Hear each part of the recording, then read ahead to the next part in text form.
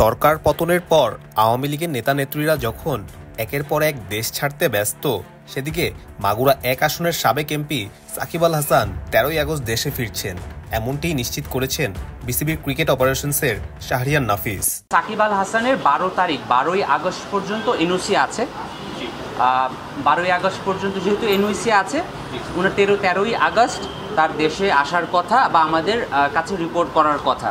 So যেহেতু ১২ তারিখ, আজকে হচ্ছে গিয়ে ৭ই আগস্ট, তার আরও ২-৩টা খেলা রয়েছে, আমরা তাদের সাথে যোগাযোগ করব এবং তার প্ল্যানটা জানার চেষ্টা করব। এদিকে সাকিব আল হাসানের বর্তমান পরিচয় শুধু একজন ক্রিকেটার, কেননা সরকার পতনের পর স্বাভাবিকভাবে সাকিবও হারিয়েছেন তার এমপি পদ। এ ব্যাপারে শাহরিয়ার নাফিস জানান, সাকিব আল হাসান গতকালকে রাষ্ট্রপতির আদেশ অনুযায়ী সাকিব আল হাসান এখন আর সংসদ সদস্য নন, তো উনি একজন ক্রিকেটারই রয়েছে। সাকিব ইতিমধ্যে এমপি পরিচয় হারিয়ে বসেছেন, এখন বাংলাদেশ দল থেকেও জায়গা হারাতে পারে এই অলরাউন্ডার, এমনটি আভাস মিলল বিসিবি ক্রিকেট অপারেশনসের কথায়।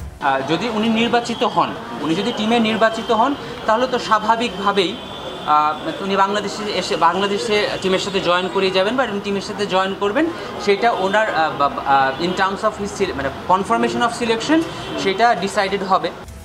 সম্প্রতি শিক্ষার্থীদের কোটা সংস্কার আন্দোলনে নীরব ভূমিকা পালন করেছেন সাকিব আল হাসান, জানিয়ে তীব্র সমালোচনায় পড়তে হয় তাকে, যদিও সেই সমালোচনায় খুব একটা গায়ে মাখাননি তিনি। এদিকে সরকার পতনের পরই চলতি গ্লোবাল টি-20 লিগে জ্বলে উঠেছেন সাকিব। ব্যাটে বলে পারফর্ম করে হয়েছেন ম্যাচ সেরা। ব্যাট হাতে ৩৬ রানের সঙ্গে বোলিংয়ে ১ উইকেট ও ফিল্ডিংয়ে ২টি ক্যাচ নিয়েছিলেন তিনি।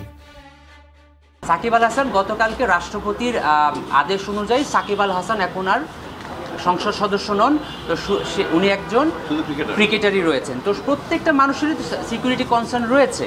তো আমরা যেহেতু ১২ই আগস্ট পর্যন্ত এনওসি রয়েছে, তারপরে তার বাংলাদেশ ক্রিকেট টিমে জয়েন করার কথা।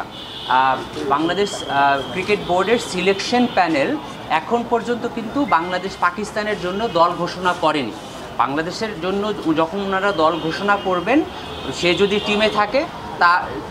টিমে থাকে তখন একরকম, সে যদি টিমে না থাকে তখন তো তার এনওসিটা কাজে লাগছে না। আজকে আমরা বাংলাদেশ এই টিমের প্র্যাকটিস শুরু করতে পেরেছি। পাকিস্তান ক্রিকেট বোর্ডের সাথে আমাদের কনস্ট্যান্ট যোগাযোগ হচ্ছে। আজকের আপডেট অনুযায়ী আমরা বিশ্বাস করি আমরা ৯ই এপ্রিল ফ্লাই করতে পারবো। ৯ই আগস্ট, আমাদের ৬ই আগস্ট যাওয়ার কথা ছিল, আমরা ওখানে ৭ই আগস্ট পৌঁছাতাম, আমাদের ১০ তারিখ থেকে খেলাটা হওয়ার কথা ছিল। এখন আজকের কমিউনিকেশন অনুযায়ী আমরা ৯ই আগস্ট যাব, ১০ই আগস্ট পৌঁছাবো এবং ইনশাল্লাহ ১৩ই আগস্ট থেকে আমরা আমাদের সিরিজটা শুরু করতে পারবো। এন্টায়ার সিরিজটা সেম থাকছে, খালি ৩ দিন বডিলি শিফট করার জন্য আমরা রিকোয়েস্ট করেছি এবং পাকিস্তান থেকেও এখন পর্যন্ত আমরা পজিটিভ রেসপন্স পেয়েছি।